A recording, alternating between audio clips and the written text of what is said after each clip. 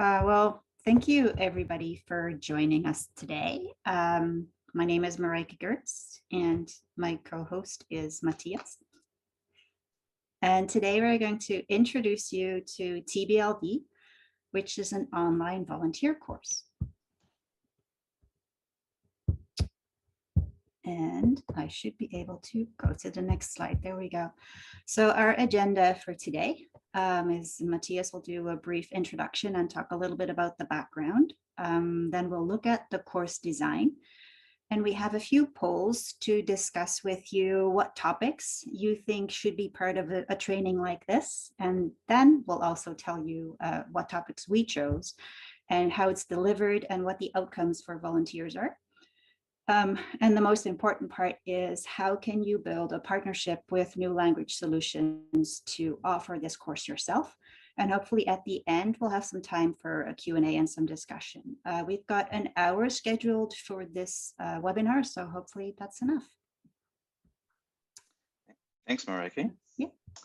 So the original project ran as a service delivery improvement project, an SDI project for 1 year, from 2018 to 2019, and it was funded by IRCC. It focused on volunteers in an ESL setting with little or no orientation or training in TESL. Most of them taught a conversation circle. During 2018-2019, the course ran with 2 cohorts, a fall cohort and a winter cohort. We completed the SDI project with a thorough evaluation, which led to suggestions for improvement. If you would like to know more about the first pilot, you can request that report by contacting Marijke, and we'll give you the contact information at the end. New Language Solutions funded TBLV independently in 2020. We updated the course following the feedback on the pilot and ran a second pilot with 1 cohort in the fall of 2020. One important difference between the first and the second pilot was the added unit on remote volunteering. This unit was created in response to what was recommended and in response to a sudden need for more online training, of course, due to the pandemic. Another difference was that we had fewer volunteers who ran a conversation circle and more who did one-on-one training or who supported a link instructor in their classroom. We'll give you more details about that later.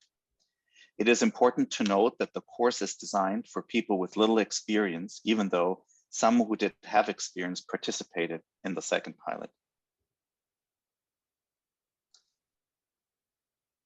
The rationale behind TBLV is substantiated by quite a bit of research. The research suggests that more informal supports have a bigger impact on formal training.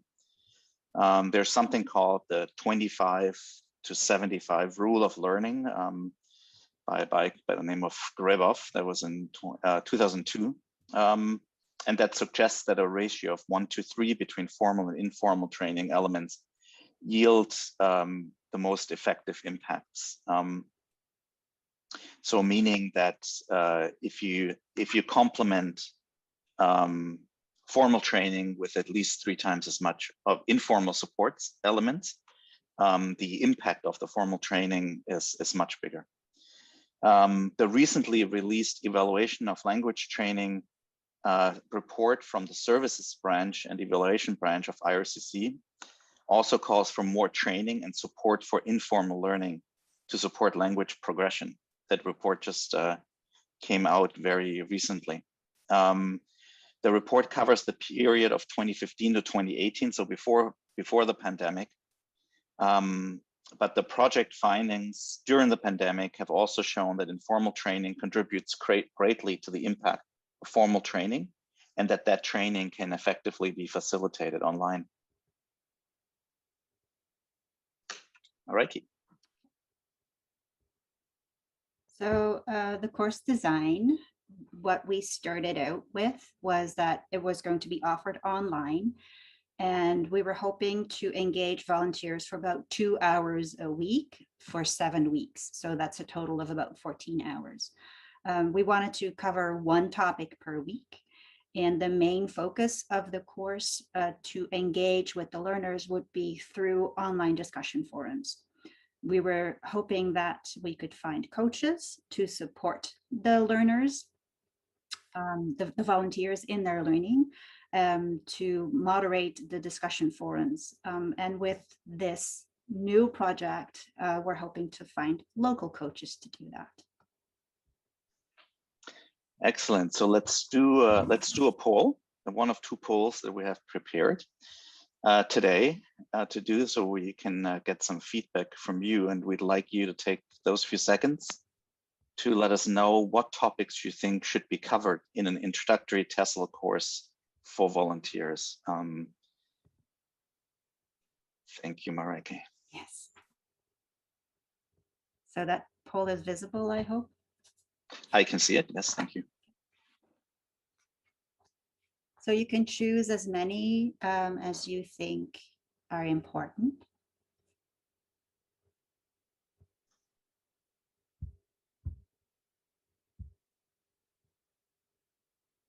Do you guys see the poll? Or you can click your choices? Okay, because I don't see any answers coming in, but you're probably thinking. Yeah, there's a few items there. Yeah. So, but choose as many as you like.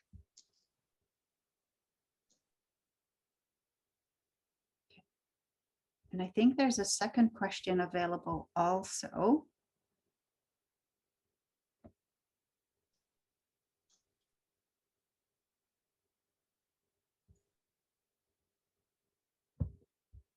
Okay, we got 4 out of 10. Maybe we'll give it a little bit more time, and then we can just talk about the results a little bit and compare them to what we found in a needs assessment survey before the first pilot that informed the development of the course. 9 out of 10. Perfect. Okay. Do you want me to? Oh, yeah, 10 out of 10. 10 out of 10. Ooh. Perfect. Love so I'll those end results. the poll and I'll share the results. Excellent. All right. So in the needs assessment survey, the results were, the top results were English for daily activities. Some of these we merged because the poll only accommodated 10 items in the survey. We had more. English for daily activities, adjusting speech for lower learner levels, working with mixed levels, helping learners with pronunciation. And here it looks like we have, what's our top here? Is it understanding CLB levels? Yeah, or and then also the lower literacy that are, learners yep. and literacy. Sorry, Marijke, yes? The 3 that are orange seem to have the highest votes. Yeah. Giving feedback and to help learning. Okay, and the second poll is right there as well. So the we've already done the second poll. That's great. Do you want me to show that as well, or? I can already see it. Maybe not everybody else. I'm not sure. But let's go to the second poll. So the second poll, that took me a little bit by surprise, but that's great if that's already answered. On the second poll, we had the top results were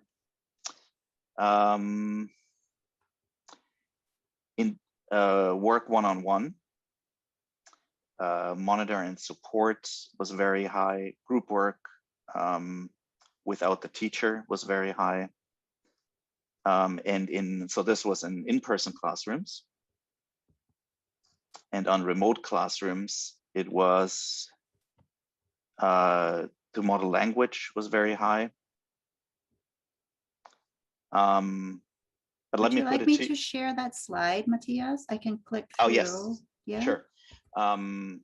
And we would love to hear what your impressions are, and you can put that in the chat.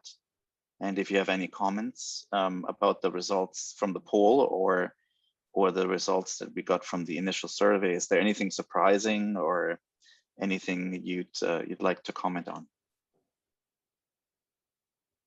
You can put in the chat, or you can just unmute yourself. Our group is not that big. So. Matthias, if you want me to go back to another slide, just let me know. Sure. No, that's great. Yeah. Okay. I think that's probably the most interesting one, the one that's compares the in-person classroom with the remote classroom. Is there, what do you think about where's the challenge, especially for teaching remotely, that maybe you found now during the pandemic? Does that affect the kind of things that volunteers can do that you'd feel comfortable delegating to a volunteer? Or do you feel it's the same as in an in-person classroom? Anybody who'd like to jump in? Hi, Matthias. This is Sharon Sharon. Warren from Moncton, New Brunswick. How are you all? The biggest challenge I'm finding now with online teaching is the assessment piece, where the students, if I give them a reading assessment or a writing assessment, I'm not 100% sure how much support they've gotten from their devices or from others, in their environment. So sometimes I have students that are a little low in their reading levels, and volunteers to be able to work with these students, to be able to help them so that they can kind of be on par with the other students.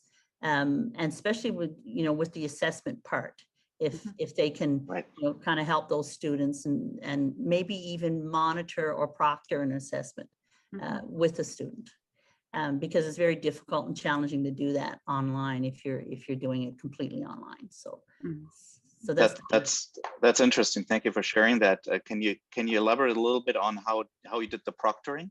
That's always an interesting topic, I think, for everybody. It definitely is, because if you have like right now, when I do a reading assessment or a writing assessment, I have 10 students in the class, and I mean, if they do a writing assessment, there's a chance that they're going to turn their camera off and go right to town, right?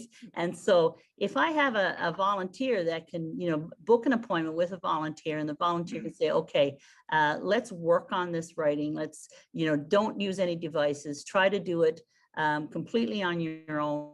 Let's see what the gaps or what the needs are, and really help that student, support them, because there's a reason why they're consistently defaulting to their devices to do that. And so it's becoming a little bit of a challenge, because now it's kind of like a dependency on them. And so it really affects them being able to speak and write, authentically without the device. So I think that the volunteers could really help in that area by just being there, doing a little bit of that one-on-one, so that they're not kind of spotlighted in the class, with a particular weakness that they might have. That's great, Sharon. Yeah. Thank you. Anybody else? It could be it doesn't have to be a challenge. It also could be an opportunity, that's something that volunteers can do online that maybe they couldn't do in person as well. Who knows? But challenges are probably more on the top of your mind. Anybody else would like to share? Yes, I lost all my volunteers when the COVID began. None of them were comfortable joining me online. So I think a course like this might be really helpful, so that they would feel more confident. And I'd like to use them even in a breakout room where I could give them half the class, and so more people could participate at the same time. Yeah, that's a great idea. And that's something that online actually works quite well if the volunteers are well prepared to do it. So that's definitely good. And that's really interesting that you bring that up, because I think that was one of the things in the survey. Here we go. Where we did say, like, what would you be comfortable delegating to a volunteer in an online environment? I think this slide kind of shows that too, right? Yes. Thanks, Marijke. Anybody else? That's great feedback. This is Shabana from Center for Newcomers, Calgary. So when I want to have a volunteer, especially for my speaking practices for skill building, or if I'm doing a speaking assessment, because that takes its one-on-one. So I like to a volunteer to be trained in just don't follow the dialogue. They can create their own dialogues on spot, like just real world talking when they're practicing the dialogues. That's because this is what I like to do in my own class. So if volunteers can attend our class for just to see how we are teaching, so it's easier for them to go with the same style of teaching. That also helps a lot, because sometimes volunteers are, you give them something and it's like they're just going to follow the book and they're not going to go up or down. The questions are, because in real world, I want my students to learn that they have to answer. I'm not going to be using the same dialogue for their speaking assessment. So that is the time which our volunteers should be trained enough to know that it's not by the book. They can go up and down with the dialogues, or they can throw some ideas. But so when the student comes for an assessment, they're prepared to deal with any kind of situation they're gonna face in the real world. Because I try to train my students to learn to be ready for the real world, not just a written dialogue, and they're gonna be practicing those. Magdalene also had a question in the chat. She says, topics for volunteers learning vocabulary. Does it mean that the volunteer would learn ways to help students to learn vocabulary? And I think that's the idea, to give the volunteers more tools to be creative. And how can you let those learners practice the new vocabulary, and not just like learning definitions, but all kinds of activities. So maybe this is a good time to go to the next slide. And Matthias, is there anything else that you wanted to add here? Or? No, that's great. Thank you so much. That was great feedback. As Matthias explained, we did a survey before we started developing the course. And I'm just going to, did you stop sharing the results of the poll, Matthias? I did. Thank you. I'm sorry. About that. No, that's all good. So based on the survey feedback that we got, this is what we kind of decided to include in our course. So first of all, the first week would be an introduction to ESL terminology and the CLB levels.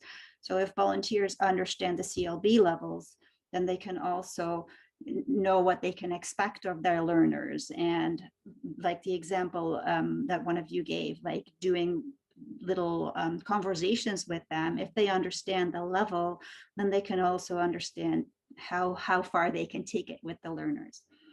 So then in week 2, we focus specifically on working with lower level learners and literacy learners. Week 3 is all about providing feedback on mistakes, giving clear and positive suggestions, and how to improve pronunciation.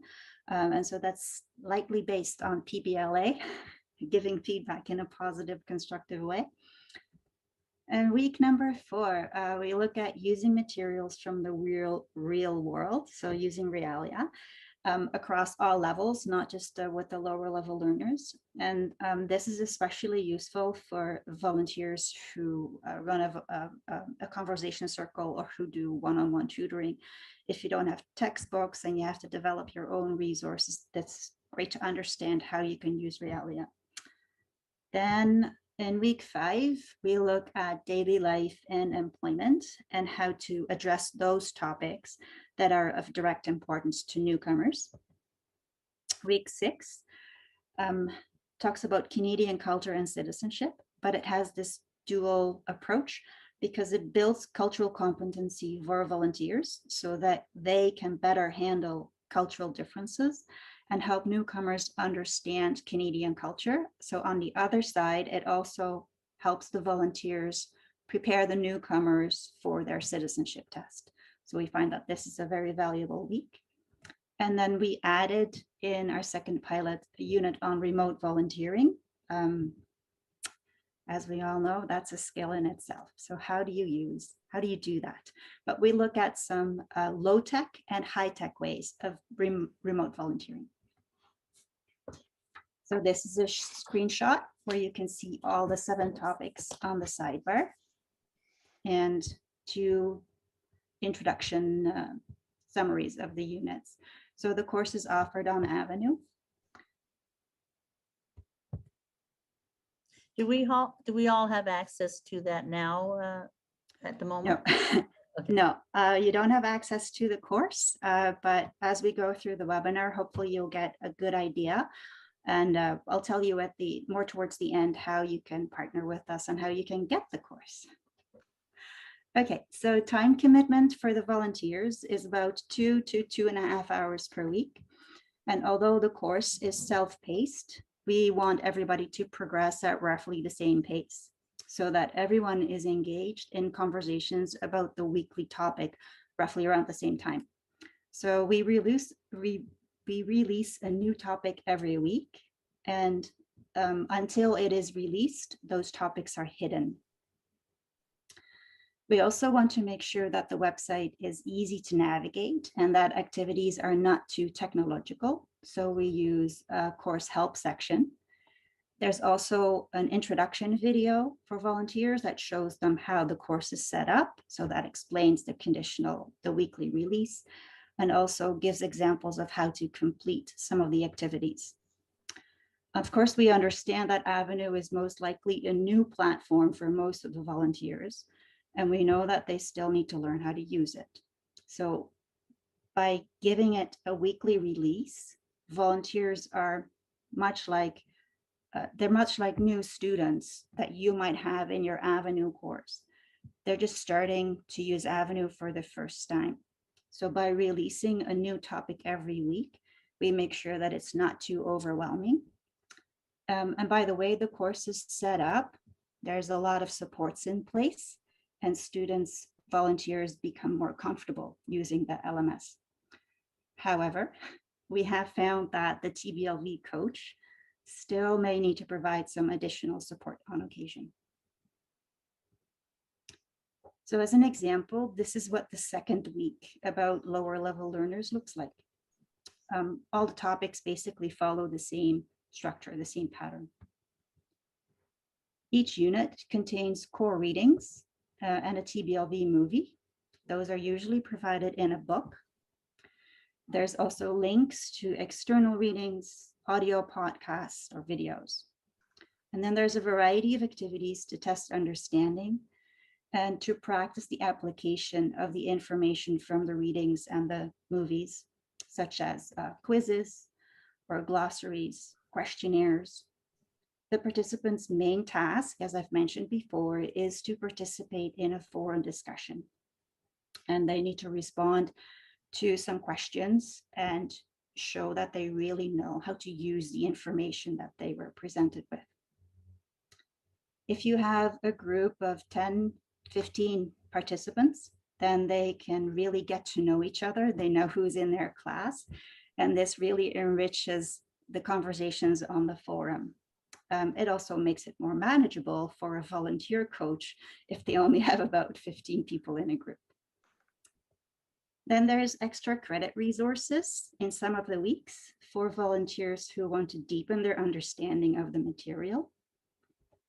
And we've turned on activity tracking so that readings or assignments that volunteers need to complete are indicated by a checkbox. And that check mark will appear automatically once the activity has been completed. So that really helps the volunteers to stay focused and motivated. Marijke, Shabana has a question. I hope I pronounced the name correctly. It's perfectly fine. So as question? to my understanding, if we, when the volunteers are taking this training, it is not paid. We just have to ask them to just get trained to be a volunteer, or can we ask IRCC to do some amendments in our thing and we can pay something, because it's a every week 2 to 2.5 hours from a volunteer to expect them to do this. What kind of expectations should we have from our volunteers? Yeah. And my second question is that, for example, from our institute, for example, for Center for Newcomers, for maybe we decide that I am going to be the volunteer coach. So then I contact with them and I open the course for them and the course will be given to me. Yeah, so if you hang on to those questions, because those are really good and really important, more towards the end of the presentation, I will address all of that and I'll Okay. explain how you can get the Thank course you. and what it means for you. Yeah, thank you for Thank you. asking that. Yeah. Okay. Anything else? There, I see a question, would the volunteer receive a certificate after the course? Getting to that. And would you say the minimum CLB level requirement for this course is 5 and up? Honestly, I would say 7 and up, because in one of the pilot programs that we did have some newcomer volunteers participate. And some of the content, I don't want to say it's academic because it's not, but it is quite meaty. And for somebody at a CLB 5 level, this course is too challenging. I would not recommend it. So we did write this course with the idea in mind that it's volunteers who are fluent in English themselves. Okay. So I'm just going to continue with the next little bit. And if there's any more questions, please feel free to post and we'll answer as we go or at the end. Okay, so as we've done the research before we started the training, we've also gotten a lot of feedback, and we tried to be responsive to the needs that were identified.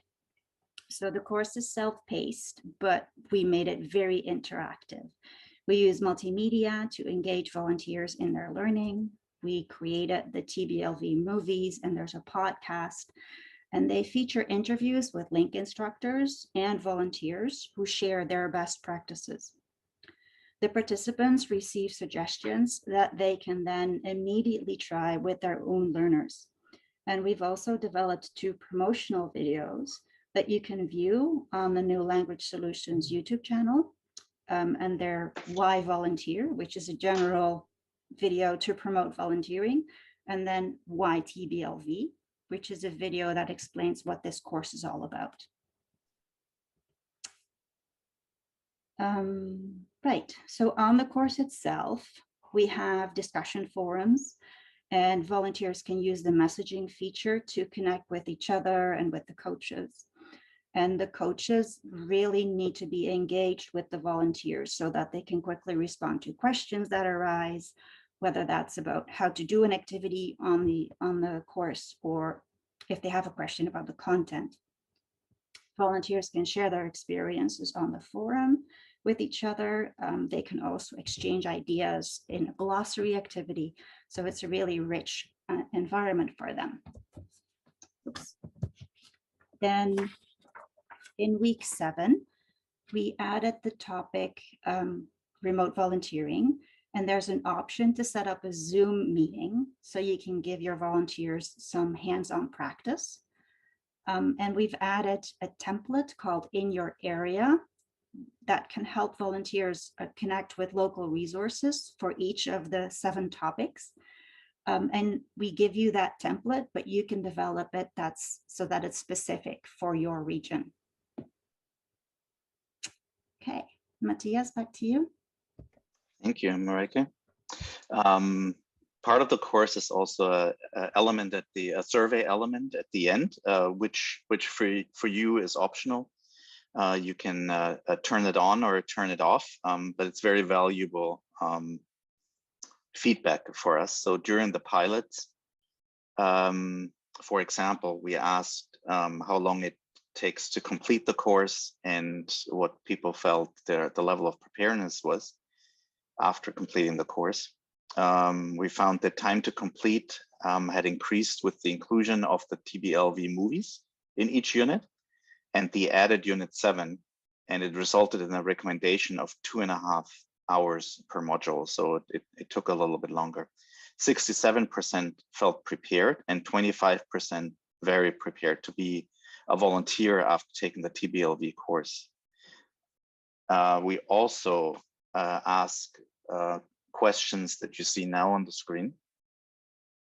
If the TBLV training course helped to, for example, improve a volunteer's understanding of teaching ESL for adult learners increase their motivation to work with newcomers, share information, challenges and suggestions, or just increase their interest in online volunteer teacher and training. There were some key lessons of note that I'd like to share with you here. The second pilot retained a high degree of responsiveness to volunteer needs and their SPOs, evident in curriculum materials and course design. That partnerships with SPOs were essential to TBLV training delivery for recruitment, retention, and for the evaluation. And that partnerships with SPOs were expanded for the second pilot, resulting in an even larger network. The coach and mentor support was rated 4.6 out of 5 on average. And that was because of very good communication with the volunteers, the interactive elements, and the synchronous element that was added, not only the Zoom, but also the forums that were part of it. Quick responses and personal advice from mentors, but also more interactive time with participants on the forum was noted as important. And the practical hands-on activities and resources for volunteers to use right away in their practice were highly valued. The TBL movies I mentioned before with link, with link instructors provided real examples to volunteers. Okay, so we come to the important bit. Localization and partnerships. So under our current service delivery agreement with IRCC, we're able to roll out the TBLV course on a national level, which is great. However, we are not able to offer TBLV ourselves for all of Canada. If we would try to do that, we could reach maybe 100 volunteers, and that's not nearly enough. So our vision for localization is to forge partnerships with local SPOs and to train coordinators, TBLV coaches that can facilitate the course for that organization of personnel for their volunteers. So here's what we offer. We will train your staff to become local coaches for the volunteers in your organization.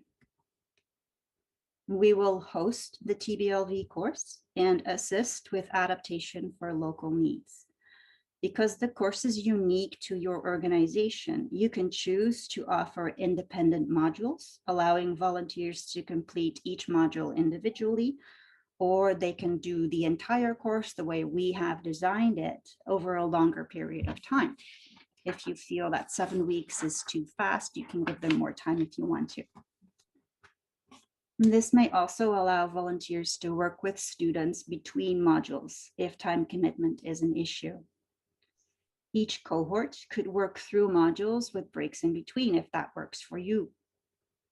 Alternatively, each or a bundle of modules could be offered for individual achievements, which accumulates in a non-credit certificate. One of the questions that was submitted on the registration form was if this course could also be used to orient substitute teachers.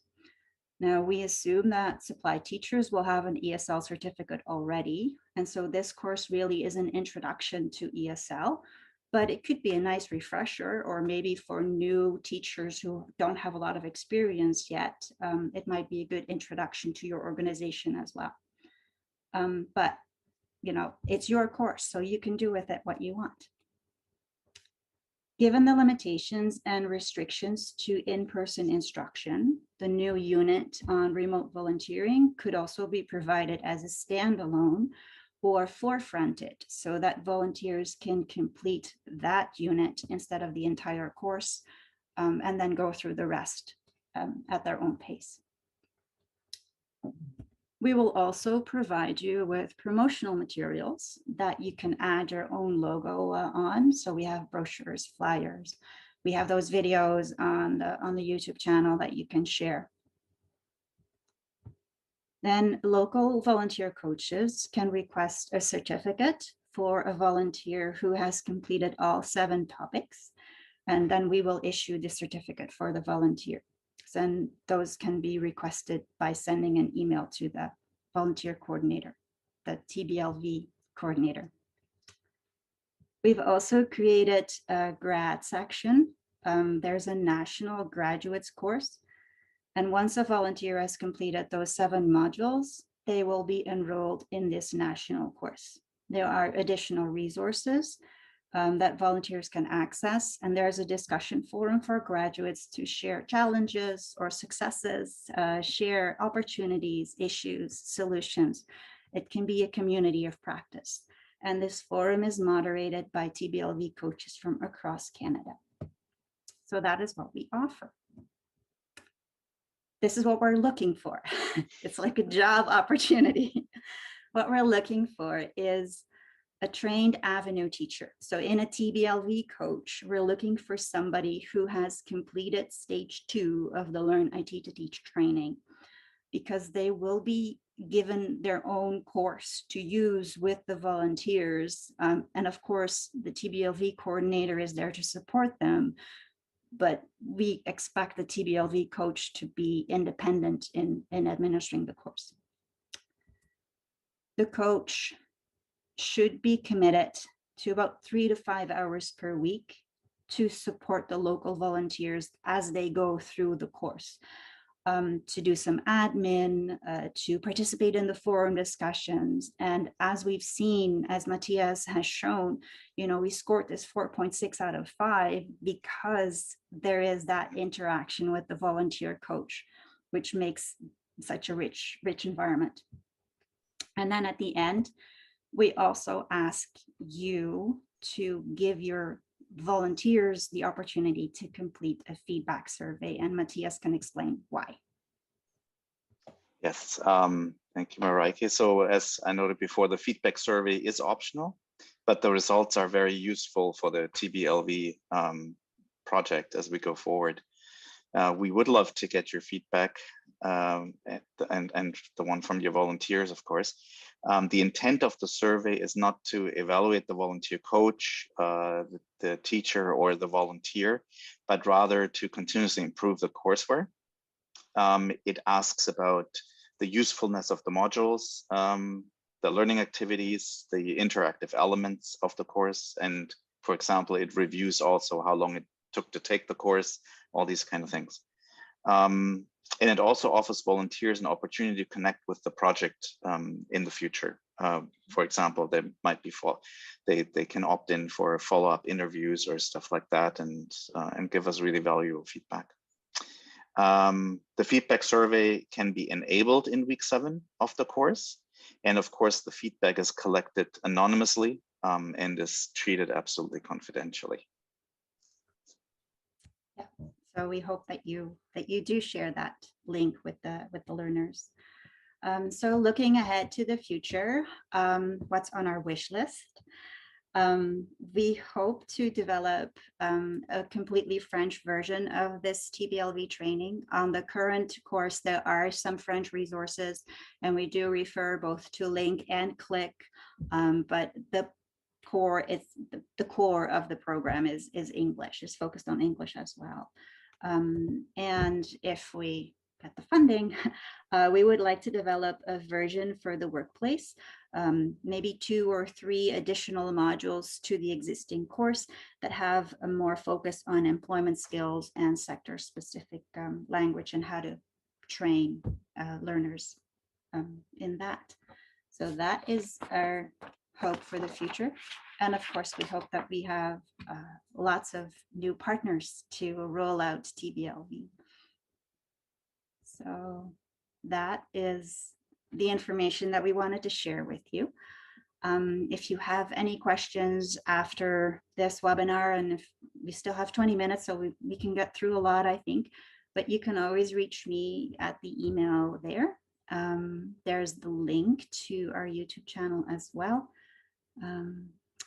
Yeah. There's a question. I put the link in the chat. Thanks. And there's a question from Diana, who's asking, does the course teach volunteers to use Big Blue Button? That's a really good question. So in its current form, it does not.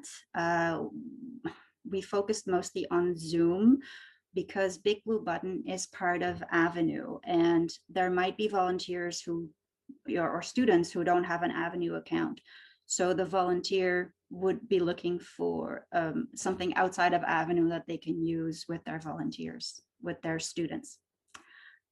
So if the course is yours and you want your volunteers to be trained in using Big Blue Button, then by all means, in week 7, you can add a Big Blue Button session and practice that with your volunteers for sure. Great, Marijke. So what are the next steps? How, if I'm interested to become a volunteer, Sharon is asking, what are the next steps? Then I'm going to be very happy. The idea is that we form partnerships with organizations. However, if you are an individual teacher and you really want to take this training, you're welcome to take it.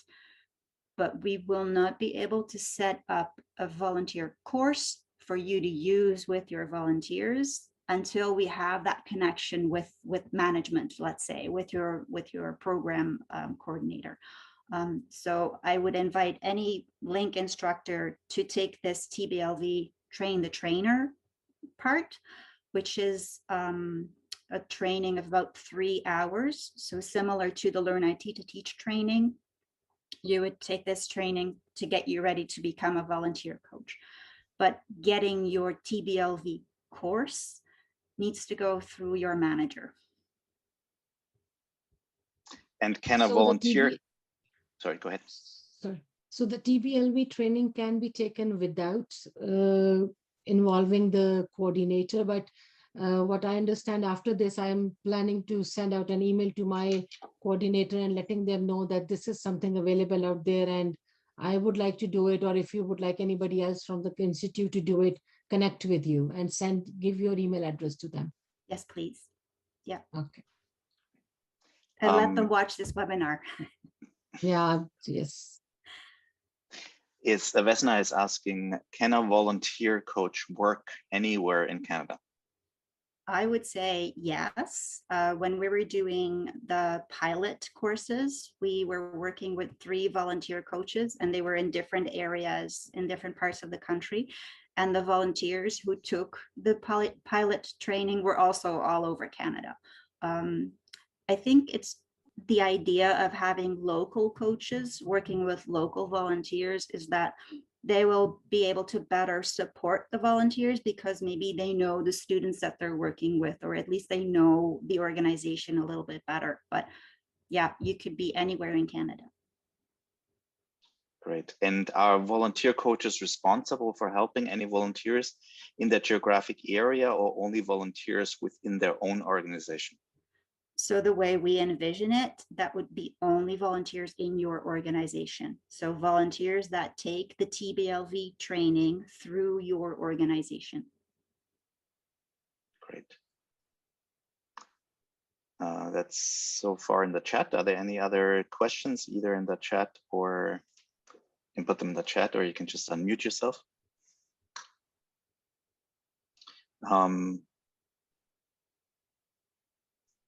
I'd be interested to know how many of you have volunteers maybe who are already interested, or what the plans of your programs are going into September. If it's back to in-person, if it's some kind of blended, that might be interesting also for us to know, right, Marijke? Yes, absolutely. Yeah, I do see a question from Diana that she had asked previously. What recommendations do you have to compensate volunteers for taking the course? Well, a volunteer is a volunteer and they don't get compensated. I think taking the course itself will help volunteers be more motivated and more successful in their volunteer work, working with the newcomers. Yeah, that is the best I can say. We definitely don't have the funds to compensate volunteers. And I know that it's a lot to ask, even for a volunteer coach. Like that might be a link instructor to say, hey, now you need to dedicate 3 to 5 hours a week to supporting your volunteers. I know that it's a lot to ask, but I hope that the course itself is adding enough value that it makes it worth it. And also the community of practice, I think that you mentioned before, Marijke, I think is very good value for volunteers to connect with other volunteers. Yeah. And I'm seeing people saying that they do blended, they do online. Okay, so there's really a need for that unit 7, eh? Which is good. Yeah.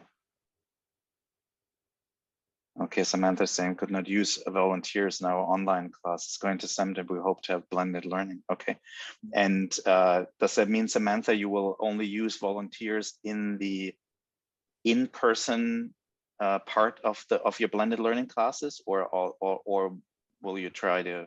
Is your program envisioning also using volunteers online then in September? We were not allowed to use volunteers online. We can't use them currently. But when we return to in-person, I was told it'll be kind of one of the last things that will be allowed, volunteers in our classrooms. Okay. So I think we explained it at the beginning that the course, the TBLV course, was written with the idea that this was going to be for volunteers who were facilitating conversation circles. And it turned out that there were lots of classroom volunteers as well. So keep that in mind too, that the TBLV course could be for people who do one-on-one tutoring. You know, maybe you have a group of learners in your organization who does not do very well in an online environment, and being able to train volunteers to work one-on-one or to work in small groups. Maybe you have learners who cannot come to class every day and only can meet once or twice a week with somebody. So, you know, the bigger picture is using volunteers, not just in a classroom or in an online environment, but finding different ways that you can use them and help learners.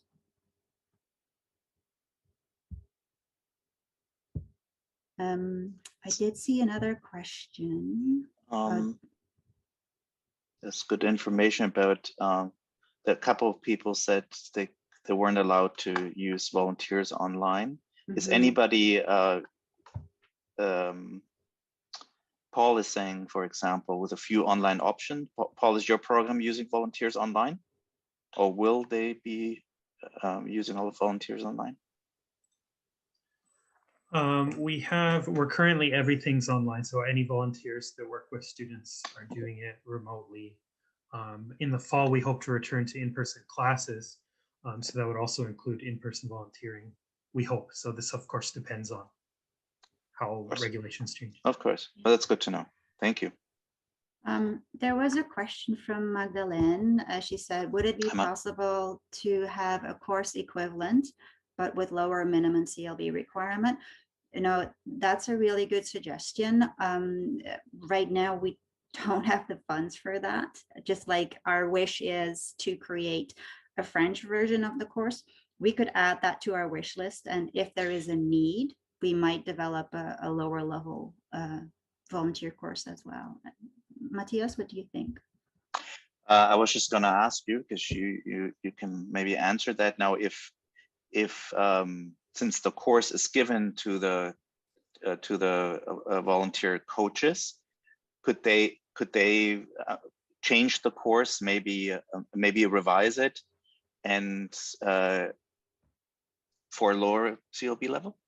If they wanted to, yeah, absolutely. The course is yours. I hope that you like it the way it is and you feel that it doesn't need too much tweaking, because if you do, that means that we didn't do a good job. But yeah, absolutely. If you feel that you want to add resources or change things, then you can do that for sure. There was another question from Barb. Do volunteers need to have a police check? I would say yes, that depends on your organization, what their requirements are. But as far as I know, yes, volunteers would need a police check. They don't need it to participate in this course, but they need it for your organization.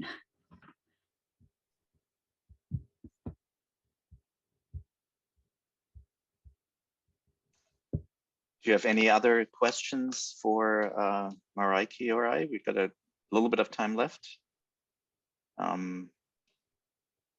Feel free to put in the chat or just to ask.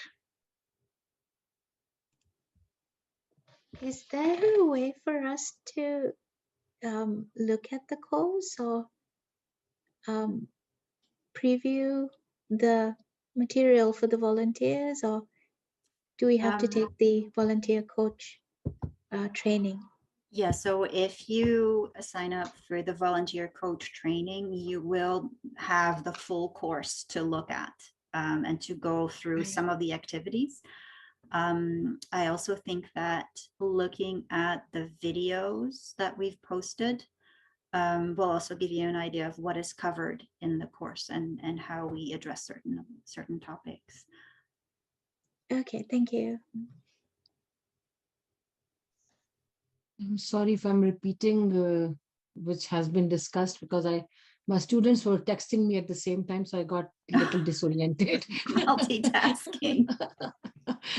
So the 3-hour training for the volunteer coach, you said we can do it without being recommended by our institution, and then if you get connected with them, then we can go further from there. Yeah. Yes. Okay. And how do we sign up for the 3 hours? You could contact me. Okay, thank you. So sorry for repeated questions. No, it's a good question.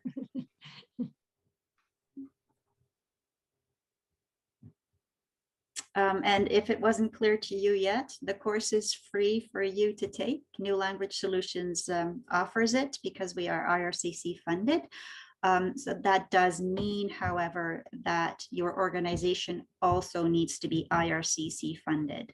So if you are completely provincially funded, we are not able to partner with you, unfortunately. Barb has another question. Can a volunteer ask any link program manager to allow a volunteer to take the course? Can a volunteer ask any link? I'm not sure I understand. Sorry. Do you want to tell us, Barb? Do you have, oh, you didn't have a microphone, I think, right? Bart, do you mean, can a volunteer ask to take the volunteer course? If they heard about it from a friend. Yes, that's, Yes. yeah. Okay. Yes. Yes, I would say they can ask the link coordinator, like, I've heard about this course, I want to take it. If we don't have a partnership with that organization, you know, we may have to find another organization that they can take that course with. Maybe in the future, we will be running cohorts of just random volunteers that are not affiliated with a certain organization. We're thinking, for example, about groups of volunteers who support a refugee family coming into Canada that want to take this training to you know, be able to better support that family, the private sponsorships. So who knows?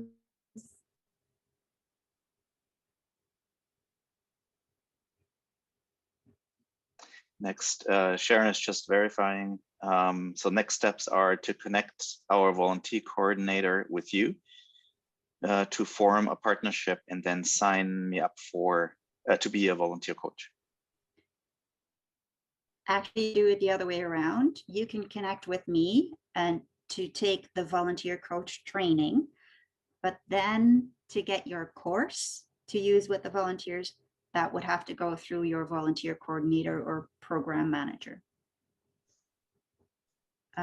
Magdalene also posted a question, how many coaches are floating around? So we currently have 4 coaches that are enrolled in the training, and we are hosting 2 TBLV courses.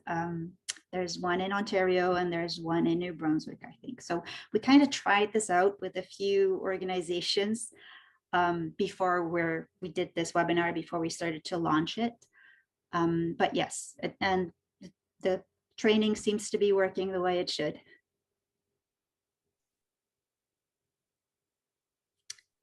Excellent. Any last questions or comments or? There's one more question from Sue. Oh, okay.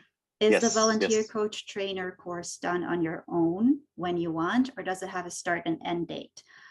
So that is totally self-paced. You can contact me and I can enroll you in that volunteer trainer course whenever you have time. It's going to take about 3 hours to complete, maybe a little bit longer if you really put in the time and effort.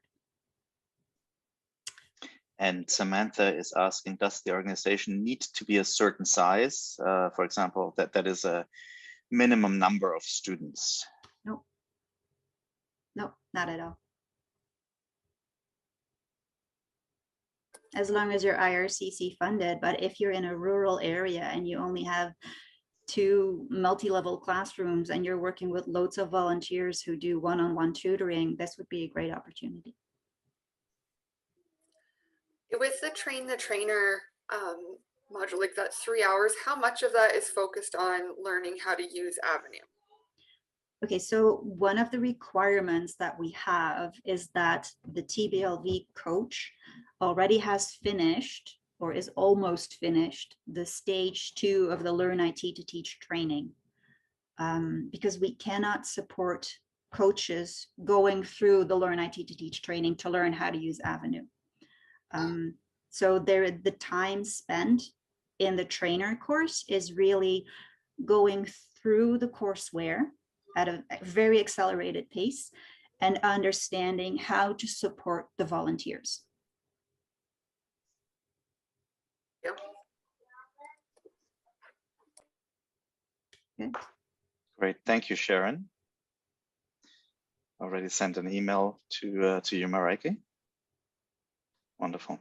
I'm gonna stop the recording, but we'll hang around a few more minutes if there's any more questions. And I just want to say thank you for everyone who joined us this afternoon. It's really nice to see so much interest in the course. And I just hope that we can, that we are what you hope we are.